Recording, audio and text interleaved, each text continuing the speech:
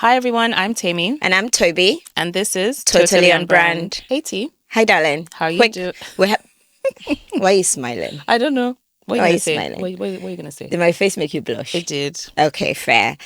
Okay, can we first talk about what we're wearing? Very quickly. I'm so excited. Thanks. You see, we're twins. We're already just... We're totally morphing into each other. We are morphing into each other. No, but honestly, shout out to MOT. Thank you for dressing us today. Thank you so much. Thank you. Thank you. This is part of their new collection. Obviously, check out MOT website, Instagram, and get yourself a nice little piece.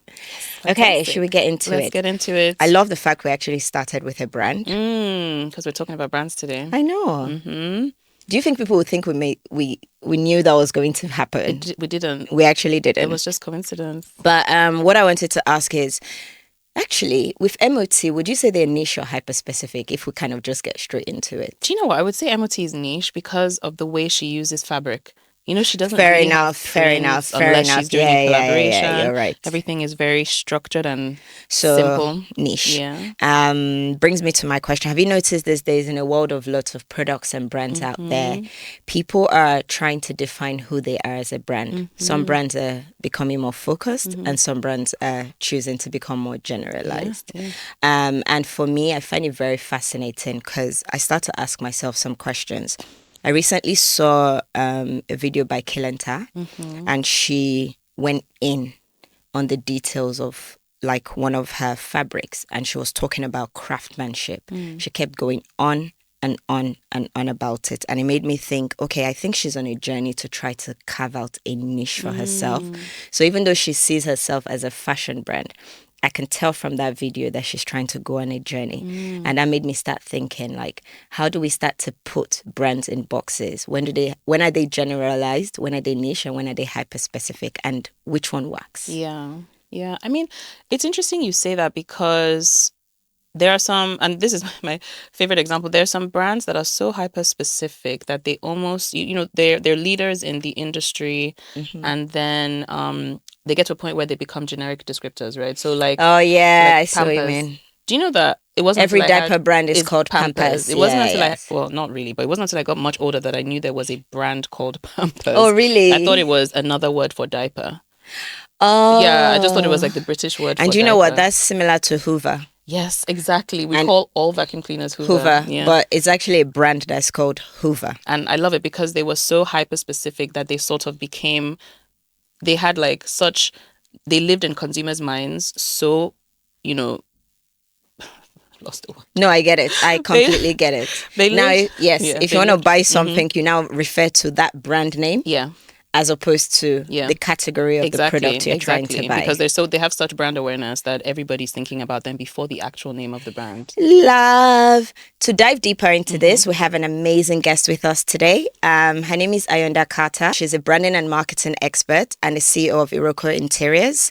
I'll let her introduce herself. Hi, Ayanda. Hi, Ayanda. Thank you for coming on the podcast. Thank you so much. Thank you for having me. I should say I'm honored because I hold you guys with such high regard. Thank you. So yes, my name is Ayanda Carter. I'm originally from Mozambique, South Africa.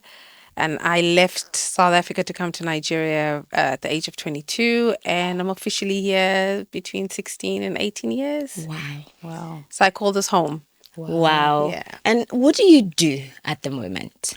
Okay, so at the moment, we're still focused majorly on turnkey projects for interior architecture. So we majorly focus on projects from construction phase up until the end. We focus on commercial, residential, and hospitality projects. Amazing. And that's really because that's been my...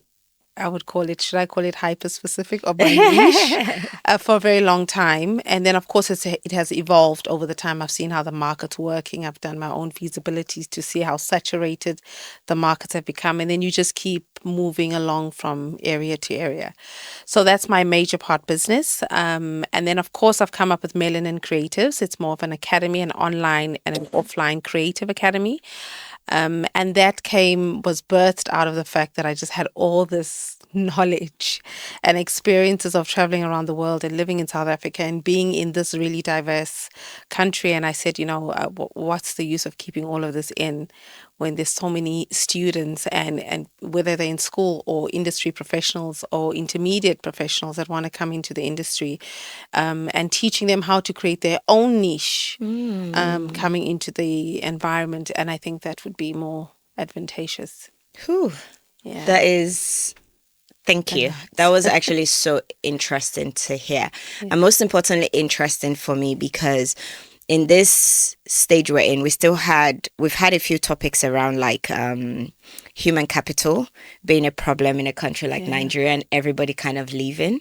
Yeah. So when you hear stories of people coming in, it's actually really exciting and literally. And I want to ask, why Nigeria and what inspired that move? Yeah, a very deep question. I think it took me time journeying on to discover that.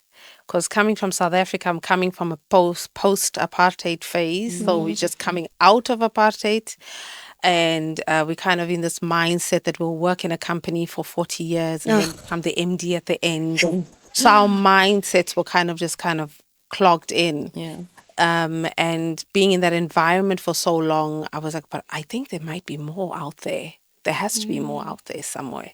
And because I was exposed being in a job I was in, having different clients from Congo and Nigeria, and I was like, okay, but where is that on the map? Because crazy enough, when I explained to Nigerians that even in history for us at school, they cut off history when it came to African history.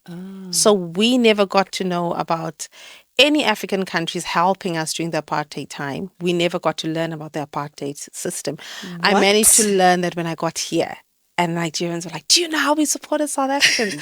I'm like, what do you mean? Let me check, because we were not exposed to it. Wow. From primary school into high school was like cut off history because they didn't want to grow a resentment in us in high school that, okay, there's a resentment. Because then it would cause a potential rift in SA amongst us. Because now at the time, selling of the Rainbow Nation was the branding of this, we're selling a rainbow nation, so we need to live cohabit ourselves and also get used to the fact that our areas were quite segregated. So Igbos on one side, like Lekki would be cut up in 4 pieces and say, okay, Igbos here, Yorubas here, Hausas here. And that's how it's designed even now.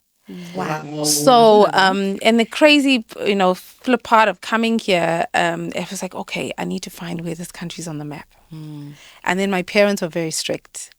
And then my mom and dad were like, okay, just take a leap of faith, man. Just get on the Gau train, get on a flight. And well, your parents said that? Yeah, they did. I mean, my mom had to, at some point, you got to explore. Yeah. You can't just be here. Just go and explore. That's amazing. And so I got this opportunity during the World Cup. They were doing an air. Before that, actually, I had a project in Akure. Okay. For Elezade. Okay, that's where I'm from. I did his really? I did his village home then. Mommy. Oh, really? Yes. Yeah, so he walked into our store and he said, oh, I just want everything like this in my room. And I was like, but where's this person from? Why is he looking so large? Like, now how Nigerians would have this very confident. Big person. And it was really strange for me. I was like, where's this confidence coming from? This is so weird. Because I'm coming from a situation where we would be in a ShopRite and a white person comes in front of us and we keep quiet. What? This 20 years ago. We keep quiet. There's no way we're going to even shout out. And then I meet a Nigerian and he's like, what? Okay. Yeah. The thing with Nigerians is we will not keep quiet. We might let you stay in front, Yes. but we'll be abusing you the entire time. I think what you're saying is even more so intriguing to me because fascinating. you're talking about 20 years ago. Yes. When in Nigeria, we used to go to like Double Four and all our friends were white and, we were just like talking to them and there was no reverence for white people at all. Wow. Yes. So for us it was a really different experience.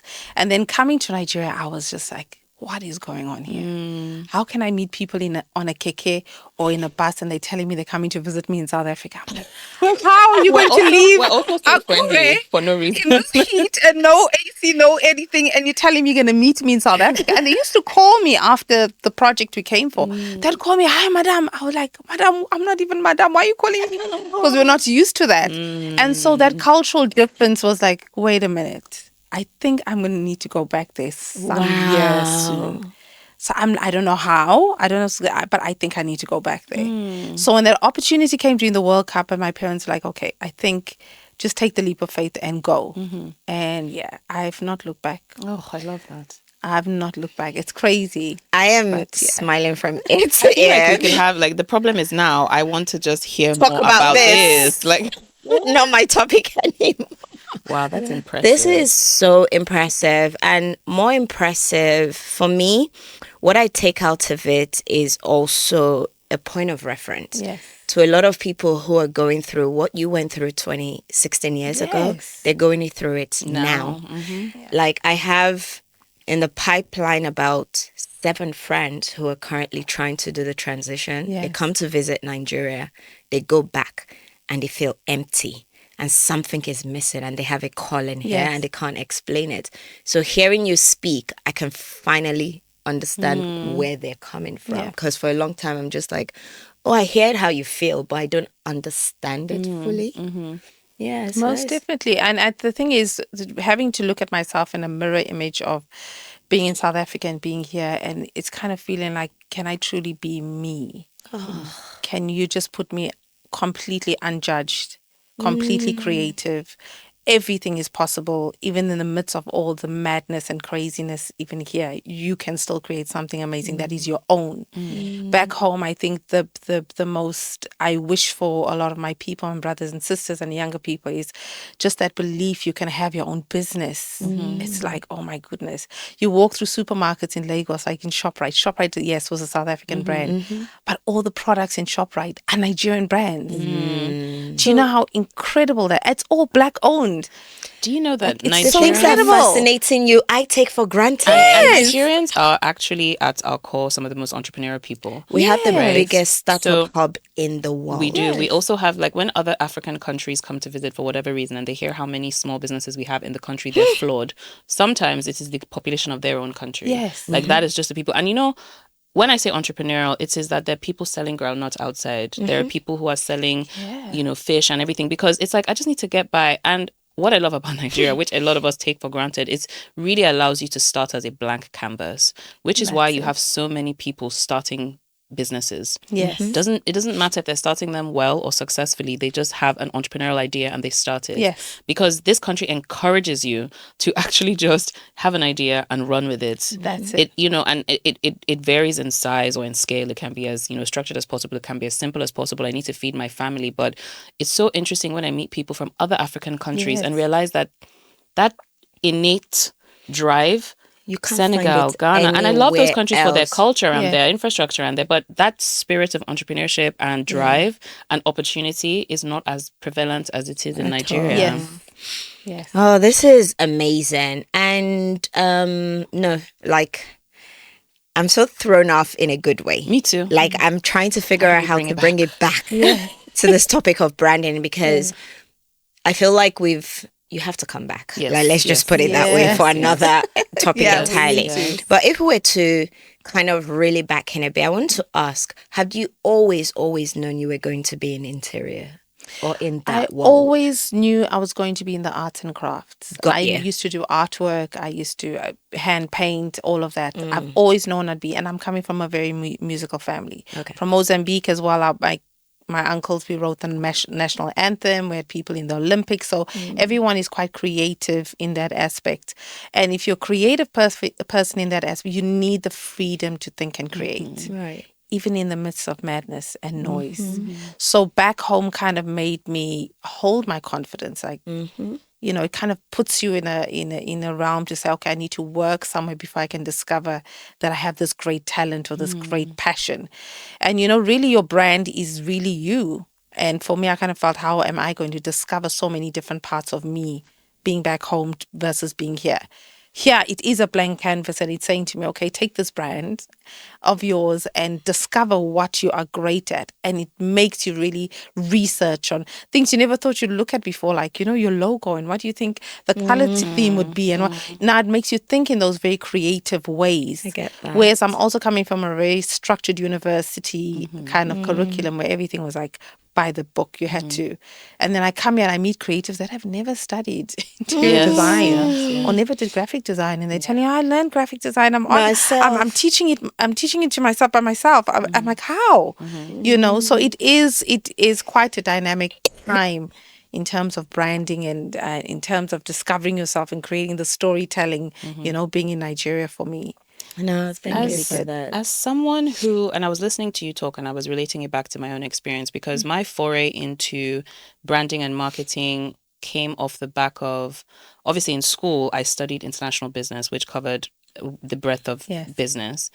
And then I started working and my interest came off the back of design. So I was very intrigued by how businesses presented themselves because I used to work conferences and I just was really interested with, why would you choose that logo? Like, why would you choose that to represent yourself? So then I taught myself how to design, like I taught myself graphic design. She started her agency by herself, experience. I just started 10 years in. I just started it. And then, and this leads me to my question I have for you was, because obviously you're an interior designer, so I started with graphic design and then I was like, wait, I want to understand the strategy behind design and I want to understand why brands position themselves in certain ways.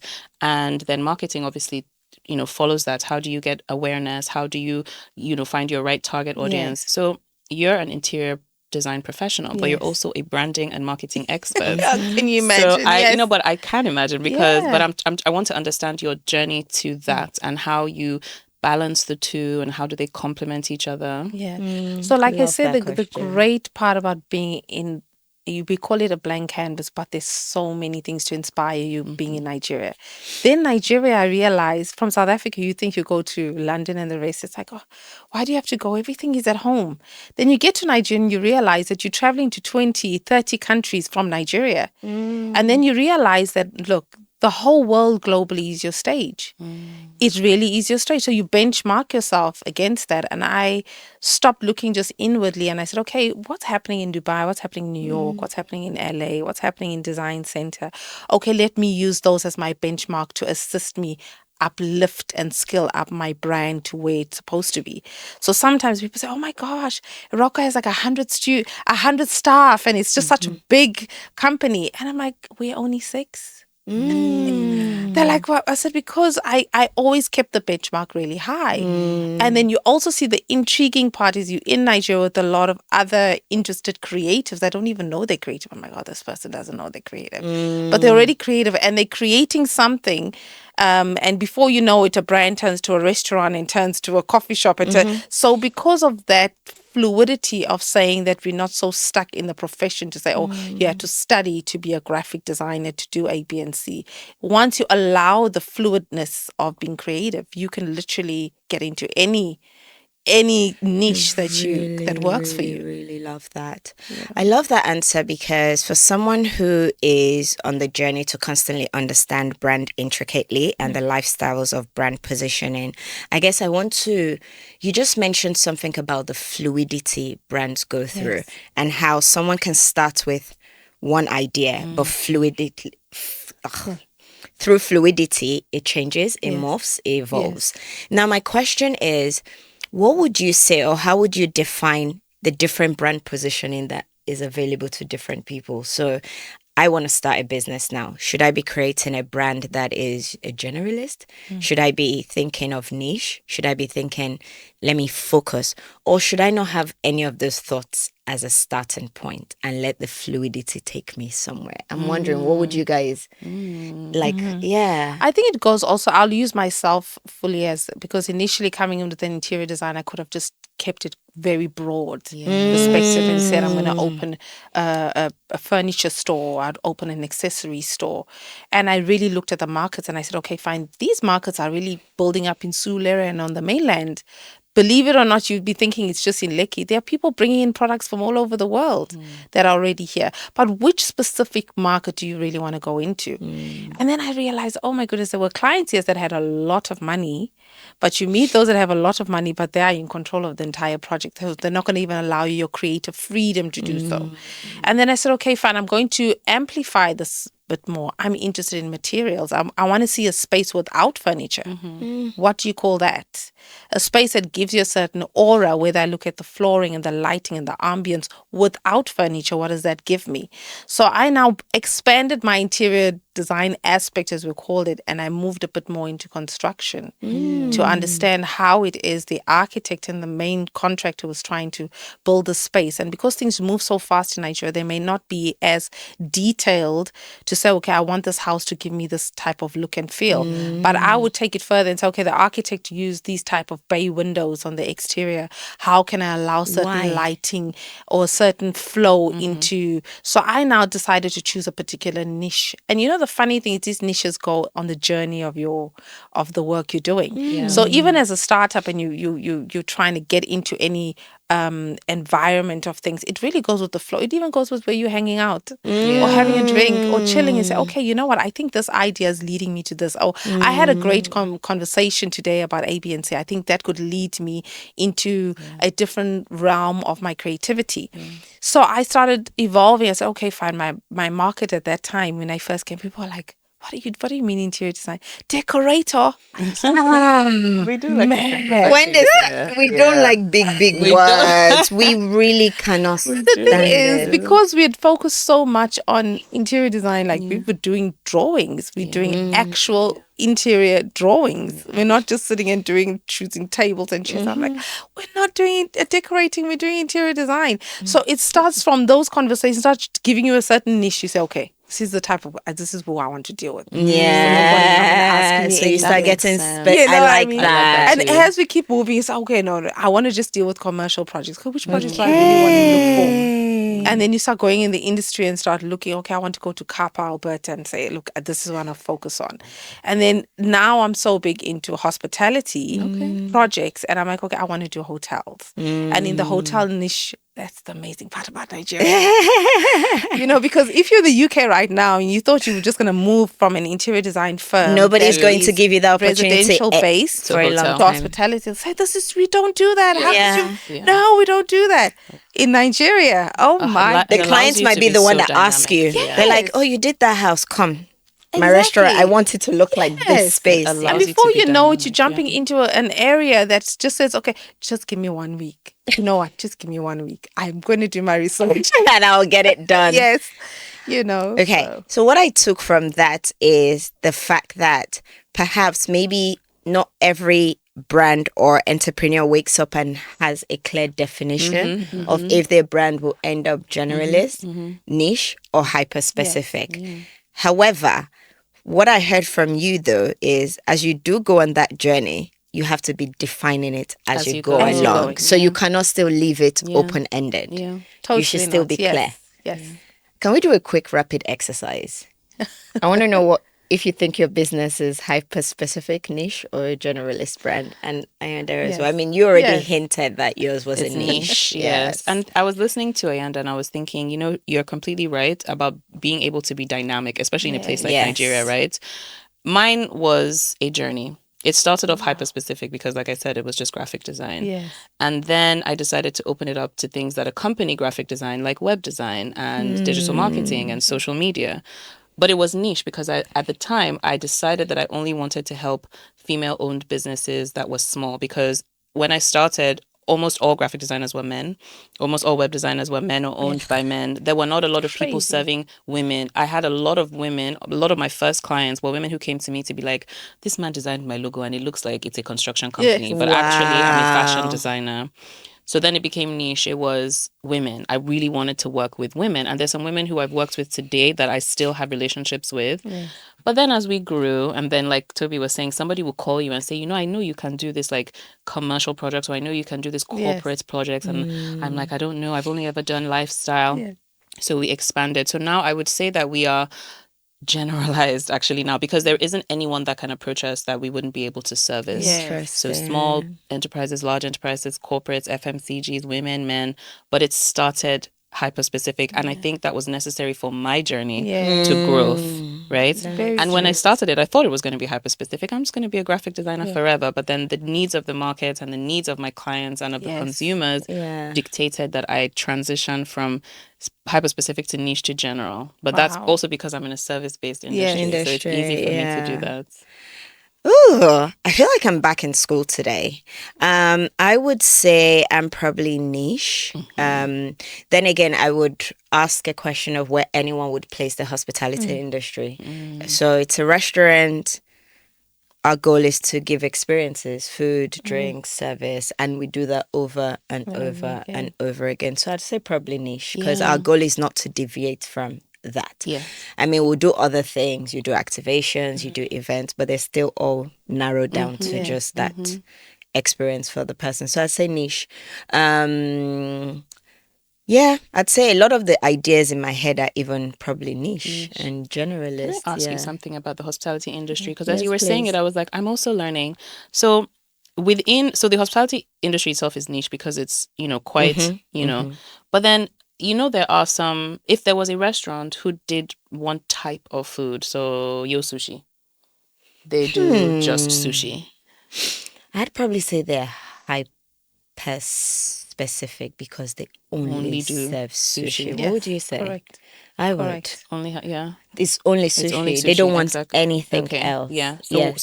So then there are niche restaurants, but then within, I mean, they're niche Yeah. restaurants, but But they're they're hyper specific hyper-specific ones yes, within. as well. That makes a Within. lot of Yeah. sense, actually. Yeah. So interesting. I don't know where I would put a coffee shop. Like a Starbucks, right? Yeah. You know, it's the crazy and fantastic part again about being in Nigeria is you could literally say this is a sushi restaurant in Nigeria. We bring in a brand, and before you know it, give it 6 months. I think they start serving jollof conceptualizing. rice. There will be jollof sushi. There'll be jollof Before you know Girl, I have it. seen jollof sushi. Yes, there's a restaurant. I don't know if you're listening to this. I know you exist. Yes. There's jollof sushi somewhere in this country. Okay. Yes. I froze, but the truth is, I want to try it. Yes. I was But I intrigued. froze. Did you try it? I mean, it didn't taste like sushi. It was just like a Yeah. roll. Yeah, but it was like I also fusion. tried an egusi pasta. What? Wait, what? Yeah. Yes. Was it good? It was actually surprisingly really good. Okay. Yes, it's very difficult to say so, but like I said, it's such a niche market, like it turns from niche to really general. Yeah. Things change. Yeah. Yeah. And your and environment consumer change. behavior Absolutely. changes. And the as great thing well. is that actually there's no rule. there is, There are no rules. and it makes me want to ask: There's no do we rule. think hyper-specific brands work? They work for a Fantastic. particular period of time. I think that we're in an evolving part of the world right now. We're always transitioning in decisions about currency and economies. We are transitioning literally. What we have this morning is different to the afternoon. So if I was to answer that question, I would say a hyper-specific brand can work. Yeah. However, I would assume that their capital might need to be a little bit intensive because the work they have to do to produce that product or service to do exactly what it says on the tin over and over and over again without deviating. I think that's the first characteristics I would say for a brand that would work. Another reason I would say a hyper-specific brand can work is if it genuinely focus and never Deviates. is tempted. You cannot want to be a hyper-specific brand and think it will work if Your eyes are. It's your true. temptation is going It's to true, enter yeah. the story. So I don't know if they work. I think they can work. I just think the work is a lot.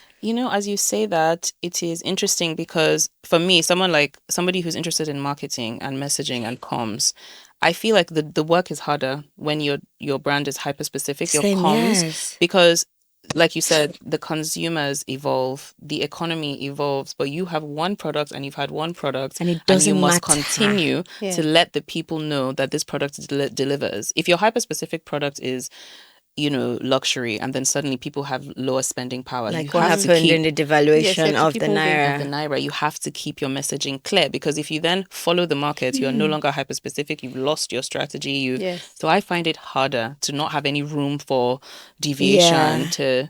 So As they hard as can it work. sounds, there's also an attraction to it. Imagine in your business Yeah. and in your business, you had one thing, Yes. and that's your only job It's every good day. for your supply chain, I'll tell you that. Yes, Yeah. and I think it builds. You will be surprised it might build a stronger connection, because then you're possible. focused on one message forever, day in, day out, day in, day out. Possible. Yeah. Another thing I realized that it does is it. You already said it makes marketing easier, Easier. but I don't know if I still want a hyper specific brand. For me, I think it makes it easier with the messaging, but harder in the execution, just because I never know what's going to happen.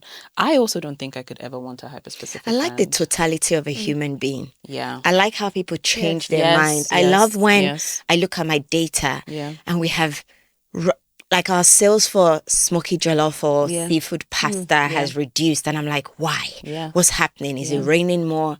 Are parents, as kids are home on half term, so parents are stressed? Yeah. What's going on? Why?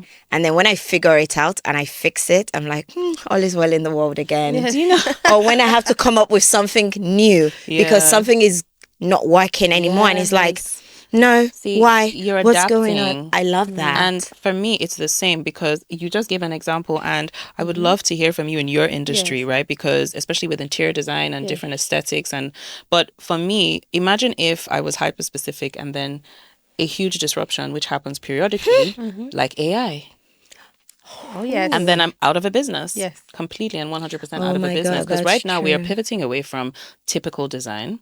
We're moving more to strategy and like very, very specific Things that the design. computer Yes, that can the never computer do. can't do. Because the reality is that this is the new industrial revolution, or the new technology, the digital revolution that is happening right now. If I had a specific brand that did one thing, I probably would be a bit stretched Yes. right now. So And in it's never saying appealed that, to I me. remembered when COVID hit. I was only 2 years in business. Yeah.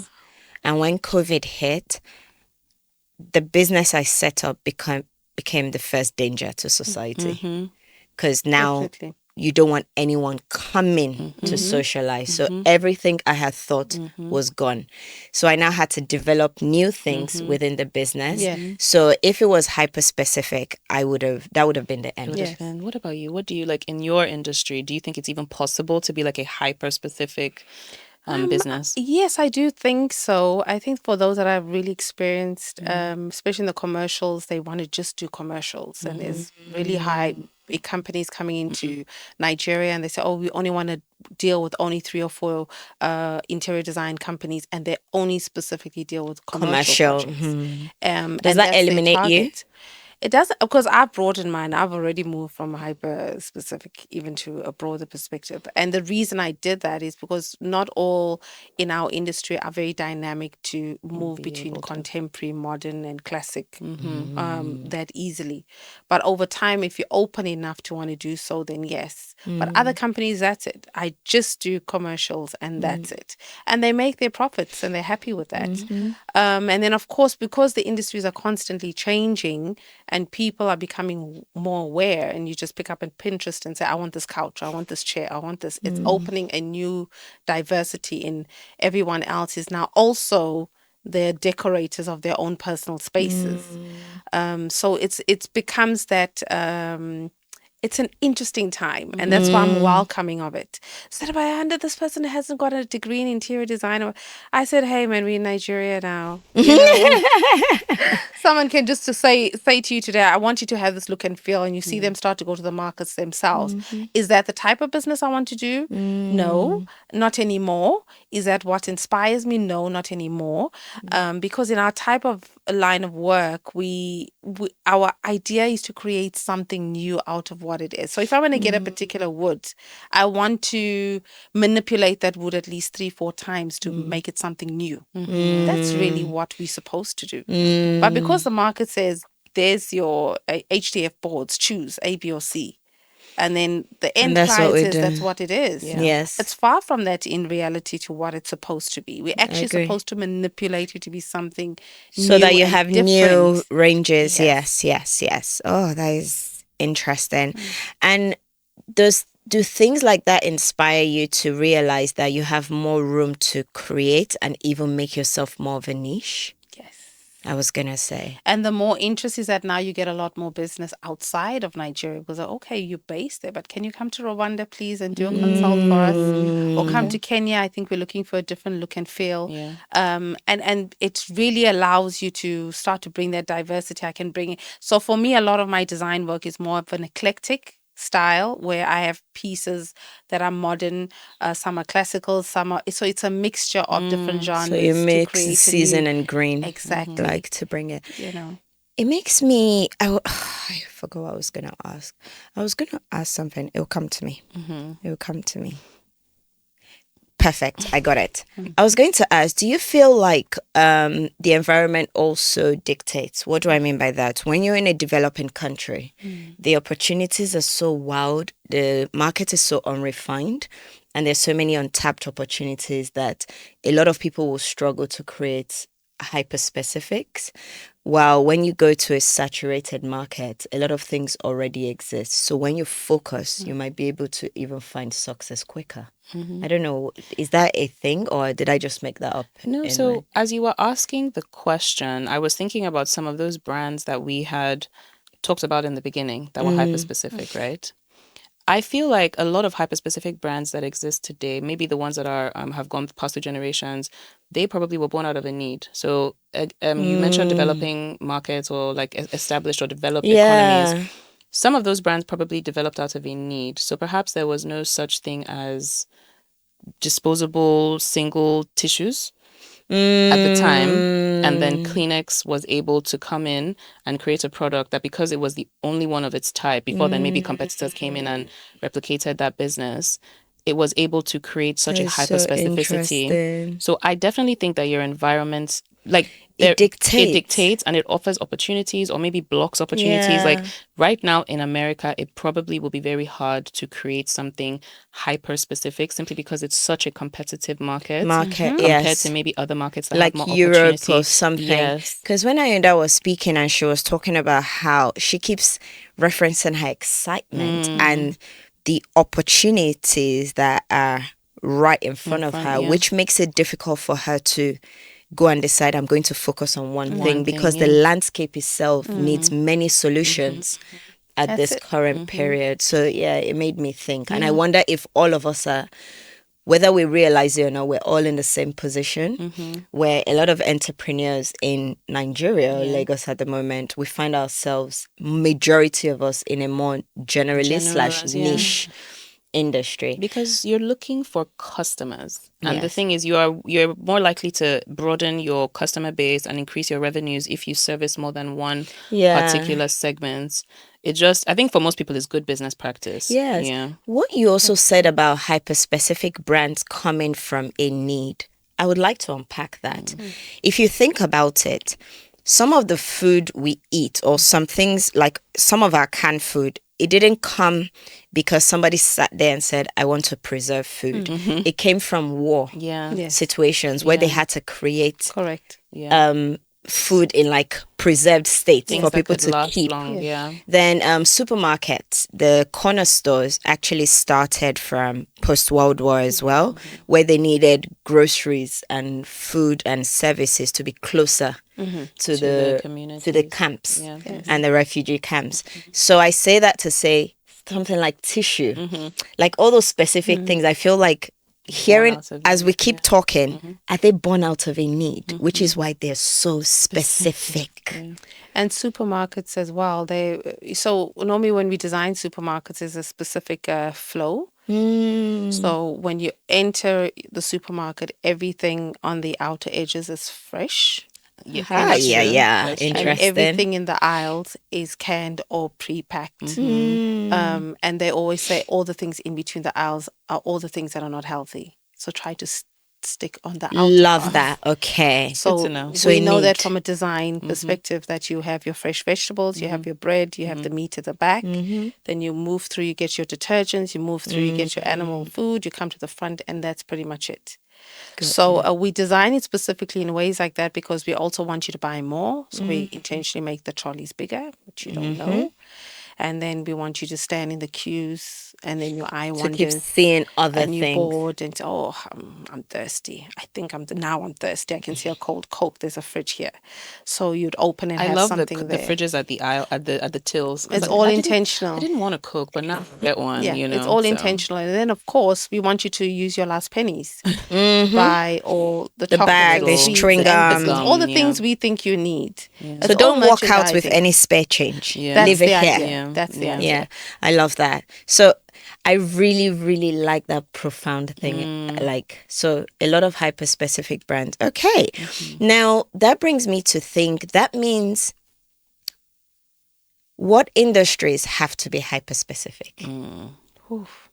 That's a bit of a jam question. I don't even know the answer myself because I feel like most industries can benefit from being generalist or niche. Yeah. But what industries do we think have to be hyper specific? Maybe health?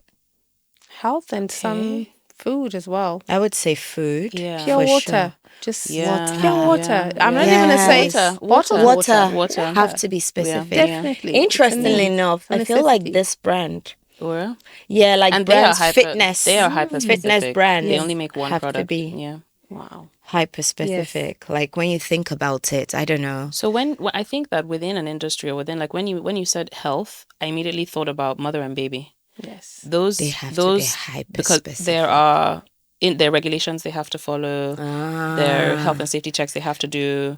But I kind But of guess feel what? Born out of a need. born out of a need. Mm-hmm. Because some of our services are not needs. Yes. Like you don't necessarily have to go to a restaurant. Yes, You exactly. don't necessarily have to hire a Yes, material yes, person. yes. You don't necessarily have to. You don't have to start a business and want to rebrand. Yeah. But people who have babies need Yeah, to. they need Yes. to like take care Feed of them, them and make and- sure they live. Yeah, exactly. Formula is probably very hyper specific. Ooh, Yeah, like, that's very, very hyper I specific. like that. That's yeah. a hyper specific industry, Yeah. actually. Yeah. Very, very, very, very. Security. Am I going too far? No, I think there's a way to when you say security. I don't know. I don't ask me because when I threw out there, I was like, let me just throw another like Would you important call- sector Would you out. call like no, is this an industry? Maybe like the legal industry? It has to be hyper specific because they're following you Ayanda said something earlier about service industry. Would we say service industry is niche or hyper specific, or are they just uncategorized? it depends.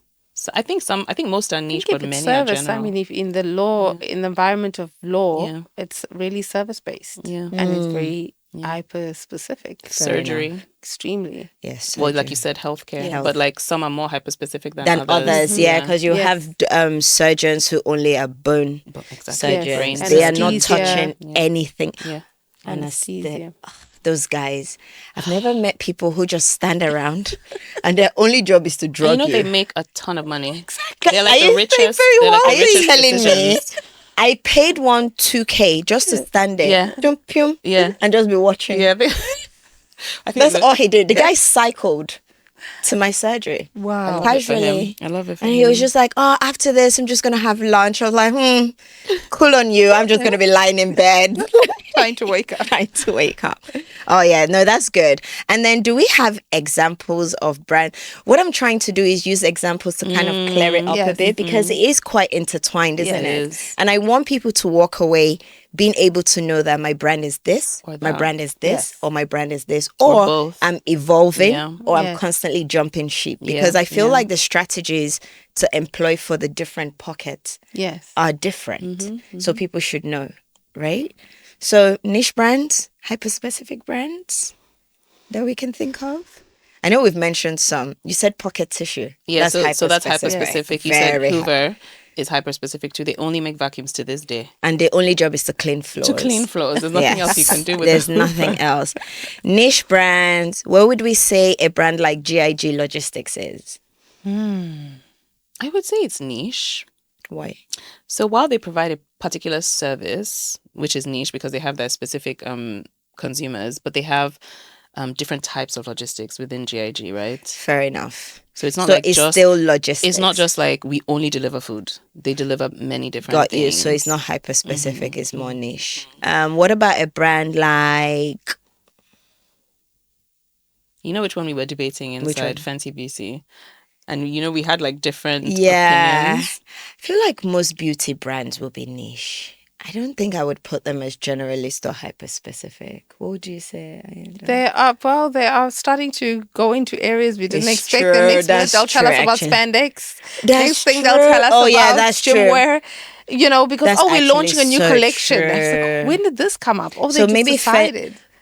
Okay, I see the question. Fenty Beauty is niche, Yeah. Yes. but Fenty brand is seeming like a generalist Yes. brand They generally. have different like Okay, areas. so that brings me to another thing. Does that mean that a company can have a group and then have different things underneath it? Yes, Most yes. definitely. It's like asking if LVMH is generalist or niche Oh, or they're whatever. generalist. They're generalist because they Totally. have different types of brands. But would we be analyzing LVMH, or would we be analyzing the brands under LVMH? Because I don't think we can even call LVMH a brand. So Or can we? it's It's a a group br- of companies. It's a no? brand on its own, and then it's also a group of companies. But a good one, and you're right, because LVMH is so varied, and they have different types. They have mass Makeup, market. They have clothes, luxury. Exactly. drinks, They have different brands in different segments, different like whether it's luxury, mass market, prestige. But one could be, I don't know what brands they own, but GlaxoSmithKline, Ooh. they seem to only own consumer products that are in line with health and beauty. I may be wrong. They may own a food brand. I don't know, because a lot of these brands diversify. But initially, it Yes. was just toothpaste. That fascinates me. So it's niche, but like specific niche, because they won't own like a clothing brand. They would stick to wouldn't. like healthcare consumer goods. So Yeah. I think it's like I said, in this dynamic time, we focused so much on the clothing brands. You have Gucci, you have Louis Vuitton, you have all these specific ways of saying I'm in fashion and that's it. But the part that has really transformed in the last 2 years, if you go to Milan now, you find all the clothing brands are now making furniture. Yes, I've noticed that. They're all That's a making big furniture. thing now. So they've Like which tied one? the conceptual, like, Gucci Yes. has too. Oh Louis yeah. Yes. So not Vuitton just too. accessories. Like No, they like will No, have no, no, like no, no. and They're actually making couches. couches, tables. They're lights, designing this and that. spaces Yes. now Interesting. So they tying the fashion industry and the clothing, the fabrics, into the design design. conceptually into the home.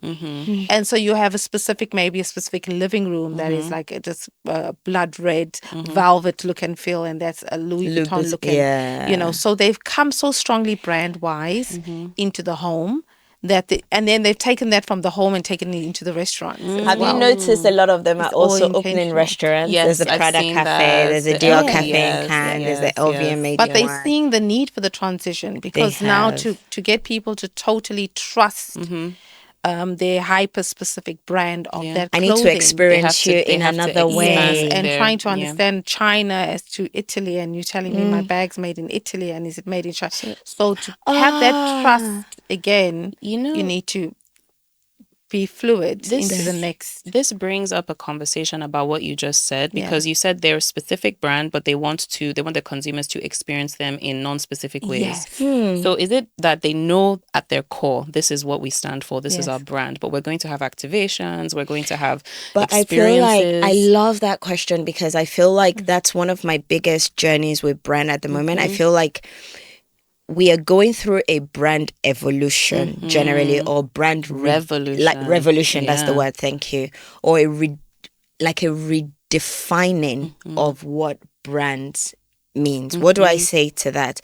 Even a brand like Hermé before, who never say anything, they don't have to talk, will end up opening a flat or something, or a cafe soon, and you're like, okay, I don't really see you as hyper specific anymore. Yeah. And I'll see you as potentially trying to play niche, Yeah. or wanting to be more generalist, Yeah. because you want to take over other parts of my life. Yeah. Too. Yeah. That's part of the lifestyle part. And that is the lifestyle. So I wonder if there's a lifestyle. revolution happening where most brands, except the ones that are very industry specific, will struggle to actually stay hyper specific. Even your doctors are now online dancing. You're right. I think, And what talking to you about your health. What we've actually, the journey we've gone through today has made me think that people are moving in droves away from hyper specificity. I It's like think so. it doesn't work for brands in general, because then you're not Yes. meeting your customers at every touch point. Because now that's another thing brands are trying to do, is meet everybody everywhere. Yes. Whereas before I would have experienced you in the store, now I'm seeing you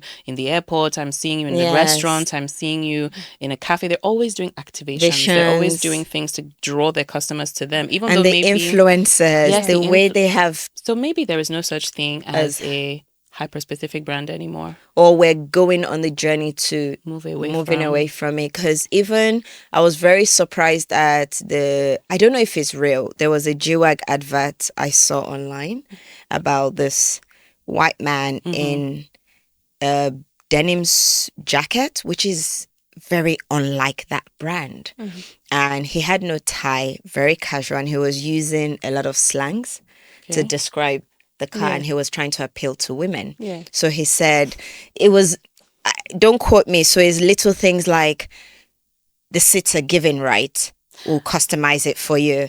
The foot mat, of course you can customize it. You and your girls can have your initials on it. The color, girl, I can like he was using certain bit, and was that's not walking around. typical. It's so not typical, and I thought, I want one. No, they're I'll take all a G-Wag. diversifying their So everybody is messaging. and it comes back to your point where you talk about the excitement Yes. of being here in the morning and thinking, but I can also shift here, and I can shift here, and I can shift Exactly. here. It's, for me, I feel like I'm in a candy store every time. Oh my God. Something, we don't know what's going to come out, but something's going to come out. But You that's know? exciting, because I think that's how brand and branding should be. Should be, yeah. Yeah. It's evolving into it, and that's why the transition of it all is, at the end of the day, the brand is what you have to trust. And there's a hyper specific brand, you trust it with them. You just know this is where I'm going to get it. But now if you're bringing it into my home where I can sleep and eat and go out to a restaurant, but you're also making me feel like I need to be a member to go into that branded store or restaurant, is you still keeping the norms and the respects of being in the store itself, buying the product, and still coming out and eating around the product, sitting on it, feeling it, So they taking all the senses of lifestyle around you to say, okay, fine, I do want to have a Louis Vuitton couch in my house. Why not? I mean, I already have it on my shoulder when I go out, but I might as well sit on it in my They're house. working you. And I think they've started to see that it's evolving. People are changing. People are becoming a lot more exposed. People want to reproduce by themselves. How do you keep the trust with the brand and keep it hyper specific for as long as possible? And how can we catch you down the road to make sure that you still bring you back to say, hey, but this is still my really great branded bag. I still need to have it, I love So that. It's a dynamic time. Yeah. What's next for you? Whoa. Your excitement excites me. So I'm like, I'm candy store, thrilled. like, what's next? Are you opening a candy thrilled. supermarket next? I'm joking, but like, what's next? So there's a few things. First and foremost, I'm really interested in the book. And I know I said I would not mention that at this point, but it's not really a book and I've found that people, they read and not read. I feel agree. that people, when they're in a workbook situation, then it's a different experience. Like I said, with the experiences, they change. Yeah. And I've been going to so many different universities and getting so much feedback from people, and I realize that I have the confidence, but I don't know what to do. Guide me. Can I write it down or scribble it? Can you put it in a word book with a language that resonates with me? So we're speaking English now, but there's the Gen Z English that we Yes, need to get to. absolutely. I And can't there's speak pidgin it. English. You can't speak it, so you know exactly what I mean. Yes. We're millennials, and we're looking at them like, what did you just say? To be honest, there's also cultural English. Sometimes we try to speak to Nigerians with English we learned from the West. Yes. As there's also Yes. that problem too. Yes, definitely. But in South Africa, now you find a lot more Black people speak English way better than white people. 100%. You say 100%. Yeah, before they will say, "Oh, look at you! They used to call us Oreos. You're an Oreo." Oh, because you're white on the inside. Yes, because we speak English. So, but you forced us, you indoctrinated us into it, and we put our languages aside and made sure your language came first. So, what else could we do? Our but speak it children better are at than you? risk of all our languages being Yes. eradicated. Yes. For real. Yeah. So interesting times. Well done. Do you have any on your journey with branding? What advice would you have for people who are starting up, and in terms of, you seem like you've understood, you've moved to Nigeria, you knew what you wanted, you went on the journey, you positioned. How should people think through positioning their new business and brands? Like, I think the one thing I've kept consistent is I've kept to my profession consistent. I've been dynamic around it, but I've still stuck to my interior architecture throughout. Okay. So even if I decide I want to do and go into a commercial part of the business or to retail, I still kind of kept to my niche. So I think it's also important first keep to what you really like to do first, and try and make that work in the midst and evolve that. Fantastic. Build that up before you start jumping to other things I that really like that. so you at least have a starting point. You always still come back to a starting point. Okay. You know, it's Now that important. actually also mirrors what you said, that you started with graphics. And then I Yes. moved. But you Which is so knew good. what you wanted first. If you had thought about, I'm going to start an agency, I wonder how daunting How and far hard actually and would have, far yeah, you would have yeah. gone quickly. But because you started with something you like, Yeah. then you kind of just kept adding to it. And for people who don't want to do that, what should they do? People who want to start with they have all of these ideas in their head and they want to kick off hard. To be Or honest, more than one, at least. distraction tends to not keep you focused on the success of that idea.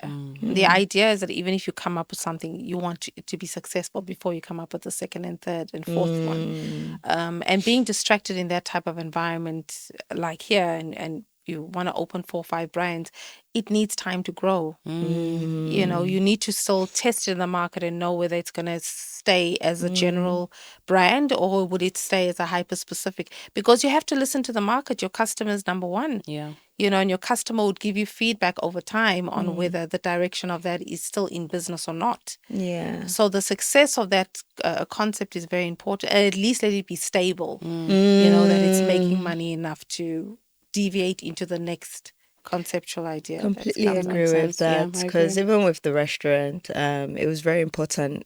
I just stuck to 3 things: food, drink, service. Every other thing was not my focus. Obviously, still give a great space, still give great shisha, but I didn't. The first three things I was going to use to draw people in, where the focus, then built everything else from there. So it makes a lot of sense. It does. Ah, this was fun. It was fun. And you came in hot in the beginning, The excitement, like that first segment, we didn't plan for it. We didn't think about it, but we were so Have you had fun? locked in. I've had a lot of fun. I'm just happy that I'm finally speaking out. You know, you kind of feel, I love that. because it's no use keeping these experiences to us. We're already, you know, coming of age, and you feel like there's so much impact to give back, and at the same time you want people to resonate with it. So, you know, even back home I'm like, oh my goodness, if I can just go for Sloras, and then, you know, they could just hear what it is that we're doing in Nigeria, it will give them a different perspective. You get this Absolutely. clip so you can put it Totally. wherever I you can't want to, so wait. that you're South African. I'm firstly going to my universities first. Yeah, I need to go. I need to go back to our universities. I love that. I need to. Why are you so passionate about passing the baton? Because you've said a few times how all this knowledge you have, like you don't understand why it's being kept, and it's making me smile because a lot of us think it, but we're so exhausted. It's like, when am I going to find the time? But you almost keep it in a thread of to do. Yes. That I must keep. Yes, I'm busy doing all this, but this is just as important. Where? So where I come from in Mozambique, I've been fortunate enough to know like my forefathers before me. So I know generationally where I'm coming from, and I've carried that with me from there even to South Africa and even here. And I've always said wherever I am that I'm making a difference and an impact, it has to drive forth. Because at the end of the day, these kids need to, now that people are so proud, so confidently proud of where they are, it's easy to stand up to anybody else and say, hey, the tables have turned. I realize my worth. I realize I actually own this gold and this oil, and because you start to realize that the other time you didn't know if you should be proud of who you are or proud of what you had. And I grew up in that era where I remember having my short hair and it was curly as it was. But should I be proud of my hair being curly and natural at the time? Because I'm mixed race in South Africa with colored people and black people, and I know, I'm sure you've heard of that a few times. Yeah. And then you deal with my colored side, like your hair is not straight enough, and then you go to the black side, you're definitely black because your hair is curly, you know. So we became so conscious of ourselves over time that I said wherever it is I would be, even with my kids, I would drive through the same baton through and through, because what's the use of keeping it in? You know, we have to keep moving, and these kids need to run Africa as strongly off of us. You know, so it's quite That's why I deep had for to me. ask that. Yeah. It's quite deep for me. I think what we've taken away, or what I've taken away from this conversation, is interesting, because I love when we have guests who challenge us to think differently from Yes. what we already. We walk 100%. into the studio and we have a way that we want to ask you questions, and then you guide us on a different journey. One, the excitement for me has almost reignited My own excitement, because passion. I do sometimes it becomes like I'm a hamster on a wheel. I'm just Yes. going through the motions. I'm just, doing what I need to do. You came in with a lot of excitement, even though you've been doing this for over a decade, just like with the rest of us. But that ability to identify different opportunities and ways for you to evolve, I think is also a very necessary feeling for a lot of people listening and watching, because you do lose sight of the fact that you can evolve. You are not a tree. You are not planted Literally. in one place, Yeah. And then the second thing I took away from it also was the need to continuously tell your story, right? So, it's a podcast. So, people, we're talking and we're giving advice and we're offering value. But I really love that that need internally, that it seems to me, for you to tell people your story and like why you came, what your motivations were. And I just love that for us. And I love that we were able to experience that with you Yes. today. No, thank you. so much for having me as You've well. really inspired me today, honestly. I am a big believer of developing. I don't think you can truly be successful unless I say it. For every year of your success, if 10 people have not benefited from it, like I don't. So I actually go out of my way to make sure each year 10 people have gotten something from me that they've used to set up something else. So, but hearing you speak today, like, I am so inspired to make sure I'm deeper on that journey, more conscious of that journey, and more excited by that journey. I've never met anyone like you. Like, your excitement to give back is wow.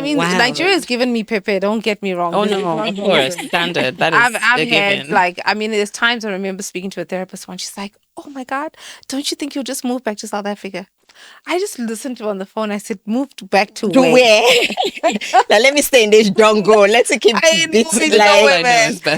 This challenge is not going to defeat me. Yeah, of course. I love that. And I think the major part also for me is where I'm coming from. I'm very black woman, pro black woman, Love so it. much, and we have so much to prove. And back home, I even have, you know how it is. We have like 1,000% more to prove, Yes. which we shouldn't have to, but unfortunately, We do, it is, yes. And back home, it's the same thing. It's like, okay, she's black, she's white, and she's leaving, and she chose Nigeria. What? Why? Why would you just decide to go to, Yeah. But I like that you did. I like that you Yes. did. And I also like that you offered a positive perspective to moving to Nigeria. Like you were Yes. saying, you have so many friends. Yes. It's amazing when we meet people who not only move back, but move back with joy. Yes. I cannot wait So, to share this me episode. too. Me too. Honestly, this has been so fun.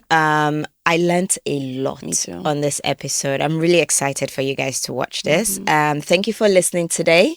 Don't forget to like, share, and subscribe, and we'll see you soon. Bye.